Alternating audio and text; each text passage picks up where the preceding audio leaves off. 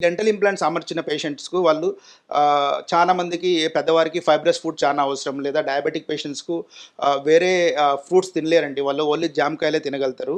So, in that scenario ఈ dental implants వాళ్ళకి చాలా సహకరిస్తాయి. వాళ్ళు జామకాయ తినొచ్చు, నాన్ వెజ్ తినొచ్చు, various varieties of non veg తినొచ్చండి వాళ్ళు. And they can eat dry fruits, బాదాం తినొచ్చు, పిస్తా తినొచ్చు, లేదా ఖర్జూరం తినొచ్చు. ఏదైనా తినొచ్చండి. వాళ్ళకి ఏమి రిస్ట్రిక్షన్స్ లేవు. చాలా మంది డెంటల్ ఇంప్లాంట్ చేసుకున్న తర్వాత స్కాన్ తీసుకోవచ్చా అని ఒక అనుమానంతో ఉంటారు సార్. అవునండి. ఇదొక పెద్ద మిత్ అండి. ఈ మెటల్స్ అనేది మన బాడీలో ఉన్నాక ఎంఆర్ఐ తీసుకోలేము, మరి సీటీ స్కాన్ తీసుకోలేమని చాలా మందికి అపోహలున్నాయి. ఈ అబ్సల్యూట్‌లీ నో ప్రాబ్లమ్ అండి. మనం ఫుల్ మౌత్ రీహాబిలిటేషన్ చేస్తాము.